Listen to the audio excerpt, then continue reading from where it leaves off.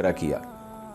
دیکھیں نیک اعمال کا تذکرہ کیوں کیا؟ کافی تھا یہ بتانا کہ بھئی مسلمان مرد ہو یا عورت ہو، اچھے عمل مرد کرے یا عورت کرے، سارے جنت میں جائیں گے. تو شان نزول کا مقصد تو پورا ہو جاتا نا، جو سوال کیا گیا تھا وہ تو پورا ہو گیا تھا یہاں پہ.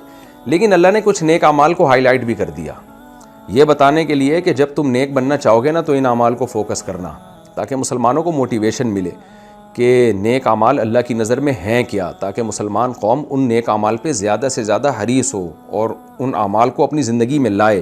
تو اس لیے اللہ نے ان نیک اعمال کو جو فرما بردار لوگ اور مسلم لوگ کرتے ہیں ان کو الگ سے اللہ نے بیان کیا. وہ کیا فرمایا؟ والصادقین والصادقات، سچے مرد اور سچی عورتیں. کیا عجیب آیتیں دیکھیں. باقی جو نماز، زکوٰۃ اور دیگر اعمال ہیں نا، ان سے پہلے اللہ نے کیریکٹر کا تذکرہ کیا. صادق کا مطلب ہوتا ہے قول و عمل میں سچے، اسی کو صدیق بھی کہا جاتا ہے.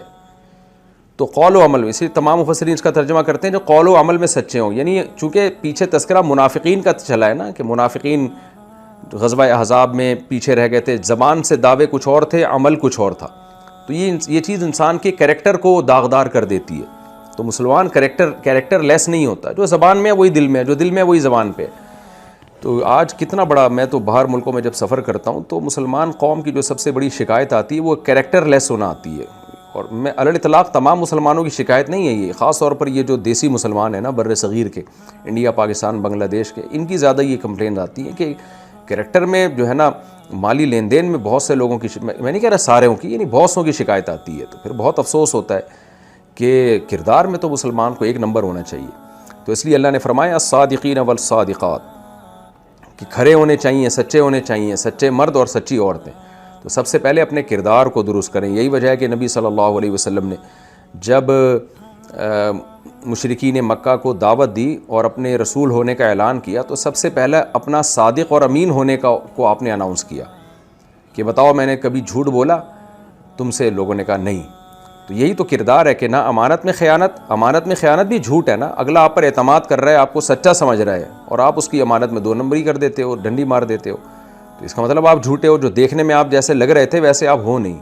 تو صادقین جو ہے نا یہ نفاق کی ضد ہے، نفاق کی اپوزٹ ہے. تو اس لیے اللہ نے فرمایا کہ سچے مرد اور سچی عورتیں.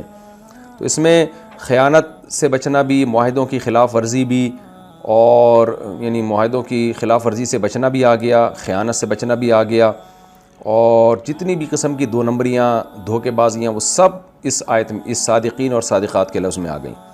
آگے اللہ فرماتے ہیں والصابرین والصابرات، اور صبر کرنے والے مرد اور صبر کرنے والی عورتیں. کیونکہ جب آپ شریعت پہ چلیں گے، سچے بنیں گے، تو صبر کے بغیر یہ ہو نہیں سکتا. آپ کے اندر صبر علی الطاعہ و صبر عن المعصیہ، یعنی گناہوں سے بچیں گے تو ٹینشن ہوگی، اس پہ صبر کرنا پڑے گا. نیکیوں پہ چلیں گے تو ٹینشن ہوگی، اس پہ صبر کرنا پڑے گا.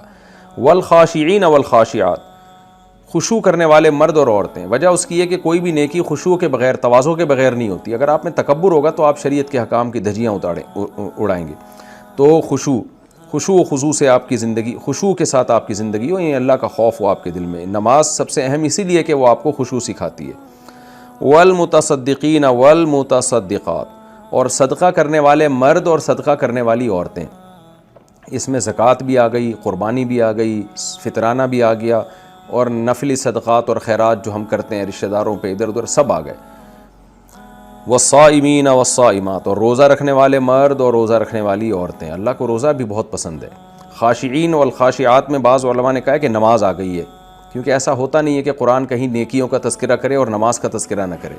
تو خاشعین خاشعات کے ذریعے اللہ نے نماز کا تذکرہ کیا، کیونکہ نماز میں آپ جھکتے ہیں، اللہ کے سامنے سجدہ کرتے ہیں، یہ خشوع ہے. تو اس لیے اس کو یہ بھی کہہ سکتے ہیں کہ خشوع و خضوع کے ساتھ نماز پڑھنے والے مرد اور عورتیں.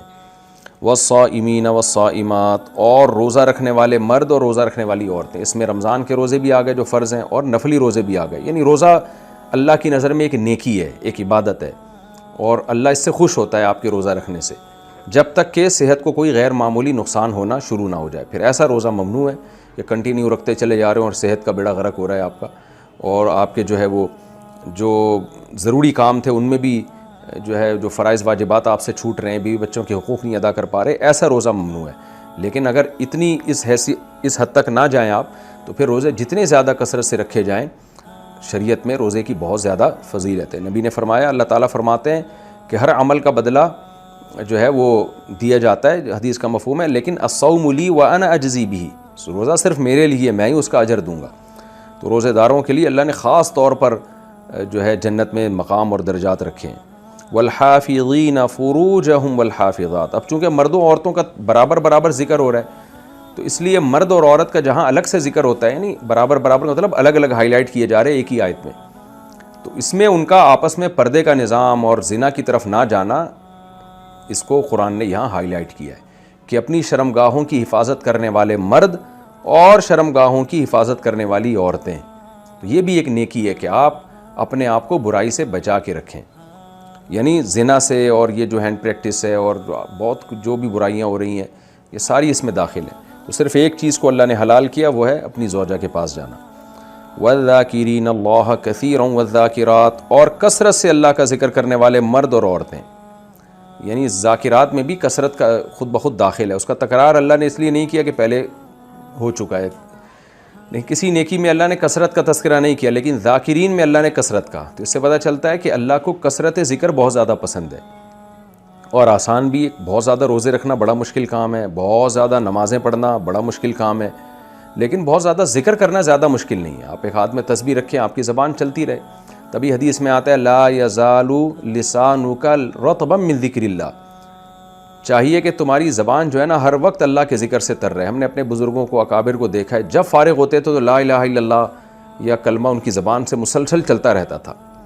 تو پہلے بزرگوں میں، پہلے لوگوں میں یہ بہت کامن تھی یہ چیز، عام لوگوں میں بھی جو علماء صلحاء نہیں بھی ہوتے تھے وہ بھی فارغ نہیں بیٹھتے تھے، جب فارغ ہیں تو اللہ کا ذکر شروع کر دیا، اللہ کی حمد و ثنا شروع کر دی۔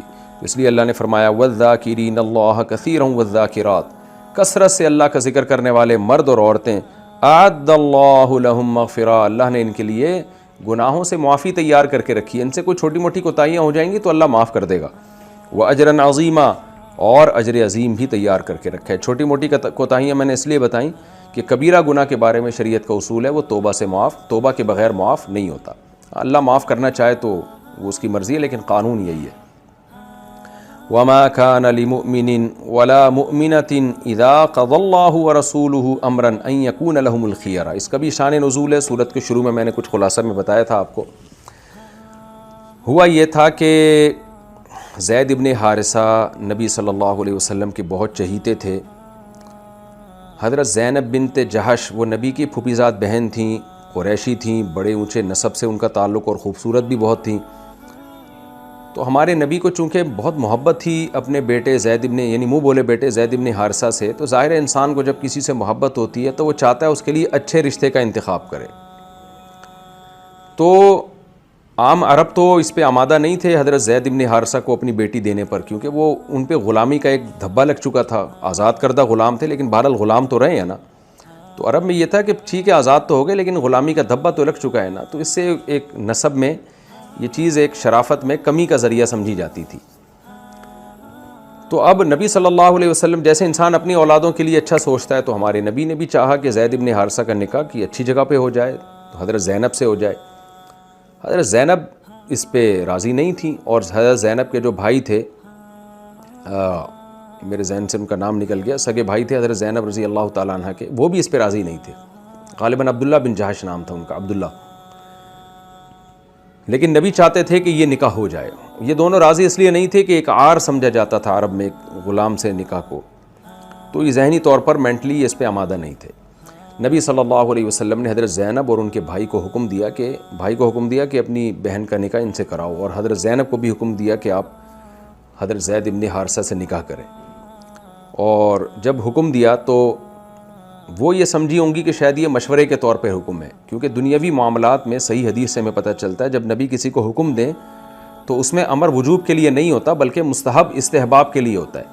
جیسے نبی صلی اللہ علیہ وسلم نے مدینہ منورہ میں صحابہ کو حکم دیا کہ بھئی تعبیر نخل مت کرو، یعنی کھجور میں نر مادہ کھجوروں کو نہ ملاؤ، تو صحابہ نے نہیں ملایا تو کھجوریں ہی نہیں ہوئی، تو آپ نے فرمایا یہ تو میرا انتم اعلم بامور دنیاکم منی، یہ دنیا کے معاملات تو تم مجھ سے زیادہ سمجھتے ہو، تو اس میں میرا حکم جو تھا وہ ایک مشورے کے طور پر تھا، تم اگر سمجھتے ہو کہ اس میں نقصان ہے تو نہ کرو۔ اسی طرح حضرت بریرہ رضی اللہ تعالی عنہ کو جب ان کے مولا نے آزاد کیا، حضرت بریرہ کسی صحابیہ کے نکاح میں تھیں، مغیث رضی اللہ تعالیٰ عنہ کے نکاح میں تھیں، اور حضرت مغیث جو تھے اپنی زوجہ سے بے پناہ محبت کرتے تھے۔ حضرت بریرہ کو مولا نے جب ان کے مالک نے آزاد کیا ہے تو اسلام میں حکم یہ ہے کہ جب کوئی شخص اپنی باندی کو آزاد کر دیتا ہے تو باندی اگر کسی کی بیوی ہے تو باندی کے پاس یہ حق ہوتا ہے کہ وہ اس نکاح کو جو ہو چکا ہے وہ باقی رکھے یا مسترد کر دے، کیونکہ جب وہ نکاح ہوا تھا وہ لونڈی تھی، کسی کی غلام تھی، اور باندی جو ہے نا اس پر شوہر کو 2 طلاقوں کا حق ہوتا ہے، یعنی 2 طلاقیں دے گا تو نکاح ختم ہو جائے گا، یعنی وہ 2 طلاقیں 3 کے برابر ہوتی ہیں۔ لیکن جب باندی کو آزاد کیا جاتا ہے تو وہ ہو جاتی ہے آزاد، اس پر شوہر کو 3 طلاقوں کا حق حاصل ہو جاتا ہے۔ 2 طلاقوں سے آزاد نہیں ہوگی، 3 سے آزاد ہوگی، تو شوہر کی ملکیت بڑھ رہی ہے، تو ملکیت بڑھنے سے عورت کا نقصان ہو رہا ہے، تو اس عورت کو آپشن دیا جاتا تھا کہ آپ اس پرانے نکاح کو چاہیں تو باقی رکھیں، چاہیں تو ختم کر دیں۔ یعنی باندی ہے نا، کسی کی بیوی بھی تو ہو سکتی ہے نا وہ، تو یہ خوب سمجھ لیں کہ جب باندی کسی کی بیوی ہوتی ہے تو پھر مولا کو اس سے سیکشول ریلیشن کی اجازت نہیں ہوتی، پھر شوہر ہی اس سے ریلیشن قائم کر سکتا ہے۔ یہ اسلام میں بغیرتی نہیں ہے کہ شوہر بھی اس کے پاس آئے اور مولا بھی جو اس کا مالک ہے وہ بھی ہے، نا، مولا جب آئے گا جب وہ کسی کی بیوی نہ ہو، اگر بیوی ہے تو پھر مولا اس سے جسمانی خدمت تو لے سکتا ہے، یعنی جسمانی سے مراد اس سے گھر کے کام کروا لی، لیکن اس سے اپنی خواہش پوری نہیں کر سکتا کیونکہ وہ کسی کی وائف بن چکی ہے۔ تو حضرت بریرہ کو ان کے مولا نے آزاد کیا تو ان کے پاس آپشن آ گیا، اسلام نے حکم دیا، نبی نے ان کو کہا کہ بھئی تمہارے پاس اب آپشن ہے، نکاح کو باقی رکھو یا ختم کر دو، ہر باندی کے بارے میں یہ آپشن ہے۔ تو حضرت بریرہ نے کہا کہ میں اس نکاح کو ختم کرتی ہوں۔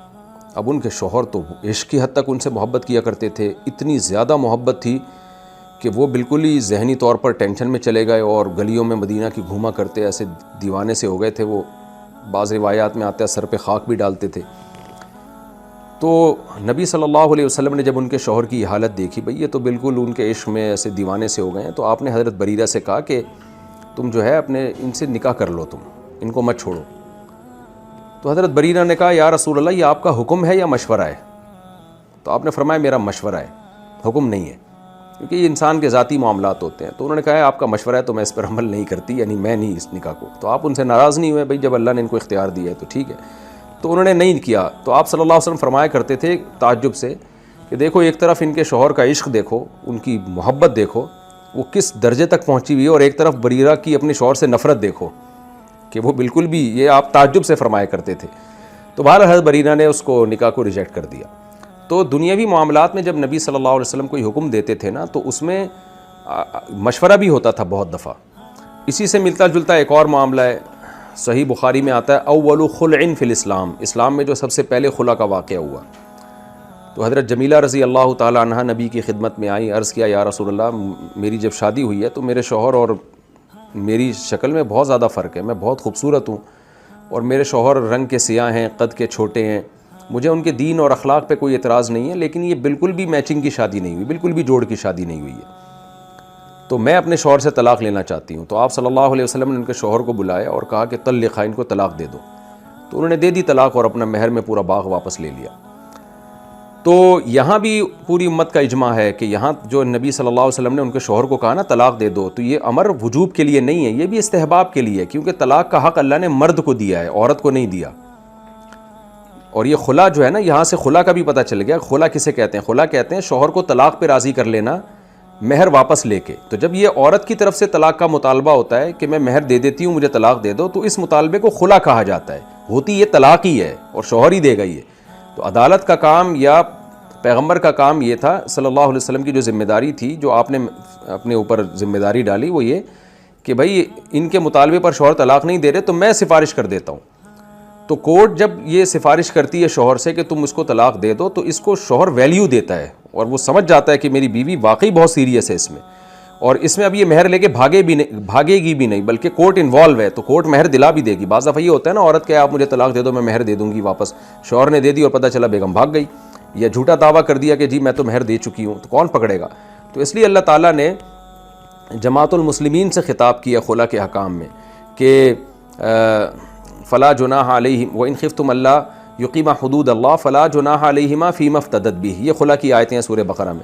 کیا ایمان والو، اگر تمہیں خطرہ ہو کہ میاں بیوی اللہ کی حدود پر قائم نہیں رہ سکتے، تو عورت اگر شوہر کو پیسے دے کے اس سے فدیے میں اپنی جان چھڑائے، اور یعنی فدیہ دے وہ، تو اس میں کوئی حرج نہیں ہے. تو فدیہ یہی ہوتا ہے جب سامنے والا راضی بھی ہو. تو اس لیے اس پر اجماع ہے کہ خلا بھی ایک ایگریمنٹ ہے, میاں بیوی دونوں کی طرف سے ہوگا وہ. تو فرق یہ ہے کہ اس میں بیچ میں مسلمان یا کورٹ انوالو اس لیے ہوگی تاکہ شوہر اس کو سیریس لے اور وہ سمجھے کہ اب واقعی میری بیوی میرے ساتھ رہنا نہیں چاہتی. ورنہ نارملی بھی عورتیں اپنے میاں سے لڑائی جھگڑوں میں کہتی رہتی ہیں مجھے طلاق دو, فارغ کرو. ان کے وہ بعد میں جب غصہ ٹھنڈا ہوتا ہے تو اس میں وہ سیریس نہیں ہوتی, وہ یعنی سنجیدہ نہیں ہوتی اس میں. جیسے ہوتا ہے نا خواتین کہہ رہی ہوتی ہیں اپنے بچوں کا میں تیرا گلا دبا دوں گی, تیری زبان کینچی سے کھینچ لوں گی. تو یہ مطلب نہیں ہوتا کہ واقعی کھینچ لیں گی. لیکن اگر کوئی عورت کورٹ میں جا کے کیس کرے کہ میں اپنے بچے کی زبان کینچی سے کھینچنا چاہتی ہوں تو کورٹ اس کو سیریس لے گی, بھائی یہ تو واقعی کھینچنا چاہ رہی ہے. تو کورٹ جو خلا کے کیس میں انوالو ہوتی ہے وہ اس لیے شریعت نے حکم دیا ہے کورٹ کو انوالو ہونے کا تاکہ شوہر عورت کے مطالبے کو سیریس لے. ایک بات. نمبر 2, کورٹ شوہر کو جب ترغیب دے گی طلاق دینے کی تو امید ہے کہ شوہر مان جائے گا, اس لیے عورت کورٹ کا سہارا لے گی کیونکہ کورٹ کا ایک روب ہوتا ہے, حکومت کا ایک روب ہوتا ہے. تیسری بات یہ کہ شوہر اس یعنی پر اعتماد ہوگا کہ مجھے میرا مہر واپس مل جائے گا, کورٹ انوالو ہوئی ہے تو مہر لے کے عورت بھاگ نہیں سکتی. تو ان چیزوں کے لیے تو حضرت جمیلہ نے بھی اسی لیے نبی صلی اللہ علیہ وسلم سے رابطہ کیا کہ آپ صلی اللہ علیہ وسلم کی حیثیت صرف پیغمبر کی نہیں تھی بلکہ جج کی حیثیت بھی تھی. آپ مدینہ کے سربراہ بھی تھے اور جج بھی تھے آپ. تو کورٹ میں آئی ہیں, نبی کی عدالت میں آئی ہیں کہ مجھے اپنے شوہر سے طلاق چاہیے. تو آپ صلی اللہ علیہ وسلم نے ان کے شوہر کو بلایا اور کہا کہ طلقہ, ان کو طلاق دے دو. انہوں نے دے دی طلاق. تو آج کل کے جو اسکالرز ہیں نا وہ اس سے استدلال کرتے ہیں کہ دیکھو عورت کو اگر شوہر سمجھ میں نہیں آ رہا, اس کی شکل اچھی نہیں ہے تو وہ بذریعہ کورٹ طلاق لے سکتی ہے, اور نبی نے جو حکم دیا تھا تو کورٹ بھی جو ہے شوہر کو آرڈر کرے گی اور شوہر پر اس آرڈر کا ماننا لازم ہے اور شوہر اس کے اگینسٹ نہیں جا سکتا. جبراً طلاق دلوائے گی عورت شوہر کو, یعنی کورٹ جو ہے جبراً طلاق دلوائے گی. تو یہ اس سے ثابت نہیں ہوتا کیونکہ یہاں طلقہ یہ صیغہ امر کا ہے لیکن یہ وجوب کے لیے نہیں ہے کیونکہ ایک دنیاوی معاملہ ہے. جیسے حضرت بریرہ کو نبی نے حکم دیا کہ بھی اپنے شوہر کے ساتھ رہو, انہوں نے کہا مشورہ ہے بھائی میں نہیں عمل کرتی. اسی طرح نبی نے حکم دیا صحابی کو تعبیر نخل کا, تو وہ بھی مشورے کے طور پر تھا. تو یہاں بھی امر جو ہے مشورے کے طور پر ہے کہ ان کو چھوڑ دو, یہ مشورہ تھا نبی صلی اللہ علیہ وسلم کا, تو انہوں نے مناسب سمجھا کہ چھوڑ دینا چاہیے. باقی یہاں امر وجوب کے لیے کیوں نہیں ہے؟ امر کی اصل وجہ, امر کا جو صیغہ ہوتا ہے نا آرڈر کا, اصل وجہ تو وجوب ہی کے لیے, لیکن جب قرینہ ہوگا کہ وجوب مراد نہیں ہے تو پھر وجوب سے پھیرا جائے گا اس کو. وہ قرینہ کیا ہے کہ قرآن نے صاف طور پر یہ کہا ہے بیدہ عقدۃ النکاح. سورہ بقرہ میں اللہ نے فرمایا کہ نکاح ختم کرنے کی چابی مرد کے پاس ہے. تو اس سے پتہ چلتا ہے کہ مرد کو اللہ نے اس میں خود مختار بنایا ہے, کوئی اس پہ زبردستی دباؤ ڈال کے طلاق نہیں دلوا سکتا. یہ مرد پہ یہ حکم ماننا لازم نہیں ہے, یعنی دباؤ ڈال کے طلاق نہیں دلوا سکتے کا مطلب کسی اور کو یہ رائٹ نہیں ہے کہ زبردستی طلاق دلوائے اس سے. وہ الگ بات ہے مرد زبان سے طلاق دے گا تو طلاق بہرحال ہو جاتی ہے, لیکن گنہگار ہوگا جو بھی اس پہ دباؤ ڈالے گا, کیونکہ اللہ نے بیوی کو چھوڑنے کا اختیار مرد کے دیا. ہاں چند صورتیں میں بار بار بتاتا ہوں, وہ اس سے مستثنا ہے جس کا بھی موقع نہیں ہے, وہ اپنے بیانات میں اور تفسیر کے لیکچروں میں کئی بار اس کا تذکرہ کر چکا ہوں, اور جو خاص طور پہ سورہ بقرہ کی جو خلا کی آیات آئی تھیں وہاں میں نے اس کا تفصیل سے تذکرہ کیا تھا. تو خلاصہ یہ نکلا کہ نبی صلی اللہ علیہ وسلم نے ان صحابی کو بھی جو حکم دیا طلاق کا تو وہ حکم واجبی درجے میں نہیں تھا بلکہ استحباب کے طور پر تھا کہ بہتر یہی ہے کہ اس کو چھوڑ دیا جائے. اس کی مثال ایسے جیسے قرآن نے کہا ہے کہ وَإِنْ خِفْتُمْ أَلَّا تَعْدِلُوا أَلَّا تُقْسِطُوا فِي الْيَتَامَى فَانكِحُوا مَا طَابَ لَكُم مِّنَ النِّسَاءِ. اگر تم یتیم بچیوں میں عدل نہیں کر سکتے, ان کو پورا مہر نہیں دے سکتے, تو فَانكِحُوا مَا طَابَ لَكُم مِّنَ النِّسَاءِ مَثْنَىٰ وَثُلَاثَ وَرُبَاعَ. تو دو دو تین تین عورتوں سے نکاح کرو. اب یہاں بھی کرو کا حکم ہے نا, فَانكِحُوا آرڈر کا صیغہ ہے, لیکن سب کو پتہ ہے کہ 4 شادیاں واجب تھوڑی ہیں, مستحب ہیں. تو یہاں بھی امر وجوب کے لیے نہیں ہے, استحباب کے لیے. کیوں؟ قرینہ اس پر یہ ہے کہ اللہ نے نکاح کو واجب قرار دیا ہی نہیں ہے. دوسرے مقام پہ آتا ہے احل لکم ما وراء ذالکم, کہ جتنی بھی محرم عورتیں ہیں اور کافر عورتیں, ان کے علاوہ سب عورتیں تمہارے لیے حلال ہیں. تو حلال عورتوں, حلال کا مطلب فرض تھوڑی ہے, جائز ہے تمہارے لیے. تو قرآن کی دوسری آیت سے ایک آیت کی تفسیر ہوگی. تو اسی طرح یہ جو حدیث میں آتا ہے کہ نبی نے حکم دیا حضرت ثابت کو کہ اپنی بیوی کو طلاق دے دو, تو یہ بھی وجوب کے لیے نہیں تھا کیونکہ طلاق کا اختیار اللہ نے مرد کو دیا ہے, اس پہ کوئی زبردستی نہیں کر سکتا.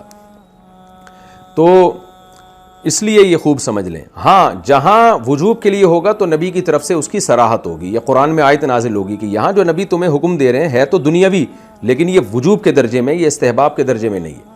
البتہ دین کے معاملے میں جہاں نبی حکم دیں تو وہاں یہ ہے کہ وجوب ہی کے لیے ہوگا, جب تک کہ واضح ہمیں قرائن سے پتہ نہ چل جائے کہ یہ وجوب نہیں ہے بلکہ استحباب کے لیے. لیکن دنیاوی کے معاملات میں جب نبی حکم دے رہے ہیں تو اس میں اصل یہی ہے کہ استحباب کے لیے، جب تک کہ وجوب کی کوئی دلیل ہمارے پاس نہ ہو. تو اب خلاصہ یہ نکلا کہ حضرت بریرہ کو نبی نے حکم دیا کہ اپنے شوہر کے ساتھ رہیں، انہوں نے نہیں اس پر عمل کیا کیونکہ مشورے کے لیے تھا، وہاں حدیث میں ہی صراحت آ گئی ہے. اور حضرت ثابت کو نبی نے حکم دیا کہ اپنی زوجہ کو طلاق دے دیں، وہاں ہمیں پتہ چلتا ہے وہ طلاق وجوب کے لیے نہیں تھی، واجب ہونے کے لیے نہیں تھی، بلکہ استحباب کے لیے تھی کہ بھئی یہ مستحب ہے کہ ایسی عورت کو چھوڑ دیا جائے. اور اس کی دلیل قرآن کی دوسری آیت ہے جس میں آتا ہے کہ نکاح کو ختم کرنے کا اختیار مرد کے پاس ہے. اور جہاں دنیا کے لیے کوئی حکم دیا جائے اور قرآن ہی میں تصریح ہو جائے کہ یہ واجبی حکم ہے تو پھر وہاں پر دنیاوی حکم ہونے کے باوجود مسلمان پر لازم ہوگا کہ اس پر عمل کرے وہ. تو اب اس آیت میں اسی کا تذکرہ ہے کہ نبی نے حضرت زینب کو اور ان کے بھائی کو حکم دیا کہ بھئی اپنی بہن کا نکاح حضرت زید سے کرا دیں. تو وہ یہ سمجھے کہ یہ نبی کا مشورہ ہے، لیکن قرآن میں آیت نازل ہو گئی کہ یہ مشورہ نہیں ہے بلکہ یہ نبی کا وجوبی حکم ہے، آپ کو نکاح کرنا پڑے گا. اب اس میں حکمت کیا تھی؟ نبی کے پیش نظر تو یہ حکمت تھی کہ بھئی لوگ ایک نکاح کو معیوب سمجھ رہے ہیں، غلام جو آزاد کردہ غلام ہے اس سے نکاح کو لوگ معیوب سمجھ رہے ہیں، تو یہ عیب ختم ہونا چاہیے. پھر آپ کو اپنے بیٹے سے جو منہ بولے بیٹے تھے ان سے محبت بہت تھی، ان کا گھر بسانا چاہتے تھے، اچھا رشتہ مل جائے، یہ حکمت تھی. لیکن اللہ کے پیش نظر ایک اور حکمت تھی. اللہ کے پیش نظر یہ حکمت تھی کہ منہ بولے بیٹے کی بہو کو جب طلاق ہوگی تو میں اپنے نبی کا ان سے نکاح کرواؤں گا تاکہ لوگوں میں اس رسم بد کا خاتمہ ہو. لوگ منہ بولے بیٹے کو حقیقی بیٹا نہ سمجھیں اور اس کی بیوی کو بہو نہ سمجھیں، کیونکہ اسلام کے جو رشتہ داری کے احکامات ہیں وہ خلط ملط نہ ہو. جو بلڈ ریلیشن جس سے ہے وہ ہے، جس سے نہیں ہے اس سے نہیں ہے، کیونکہ آگے پورا وراثت کا اور نکاح کا نظام اسلام نے اس بنیاد پہ کھڑا کرنا تھا. تو پریکٹیکلی نبی سے اللہ تعالیٰ یہ عمل کروانا چاہتے تھے کہ آپ اپنے منہ بولے بیٹے کی طلاق یافتہ سے نکاح کریں گے تاکہ پریکٹیکلی کر کے نا عرب کے دل سے اس عمل کی نفرت کو نکالا جائے. تو یہ اللہ کے پیش نظر حکمتیں تھیں جو اس وقت نبی کو معلوم نہیں تھیں، تو اللہ نے ان آیات میں بعد میں بتائیں کہ یہ تو پہلے سے ہماری طرف سے مقدر تھا، یہ ہونا تھا. تو زید ابن حارثہ نے طلاق دینی تھی، یہ نہیں چل سکتے تھی ان کا نکاح ان کے ساتھ. تو یہ اس کا شان نزول ہے. اب ہم اس کی تفسیر کی طرف چلتے ہیں. وما کان لمؤمن ولا مؤمنۃ، کسی مومن مرد اور مومن عورت کے لیے، یہاں مومن مرد سے مراد حضرت زینب بنت جہش کے بھائی ہیں عبداللہ بن جہش، اور مومنہ سے مراد حضرت زینب ہے، ان کے لیے جائز نہیں ہے اذا قضى اللہ ورسولہ امرا، کہ جب اللہ اس کے رسول ان کے بارے میں کوئی فیصلہ کر دیں، ان یکون لهم الخیرۃ من امرہم، تو ان کو اپنے اس معاملے میں اختیار رہے. ویسے تو آپشنل ہے نکاح کرنا، آپ کریں نہ کریں، لیکن جب نبی کا آرڈر آ گیا تو اب اس آرڈر کے بعد آپ کے پاس اختیار نہیں ہے. کیوں؟ وجہ اس کی ہے کہ یہ حکم وجوبی ہے. ومن یعص اللہ ورسولہ، جو اللہ اس کے رسول کی نافرمانی کرے گا، فقد ضل ضلالا مبینا، وہ کھلی گمراہی میں پڑ گیا. جب یہ آیت نازل ہوئی تو حضرت زینب کو احساس ہوا اپنی غلطی کا، اور حضرت عبداللہ بن جہش کو، تو حضرت زینب نے اس نکاح کو قبول کر لیا. اور پھر حضرت زینب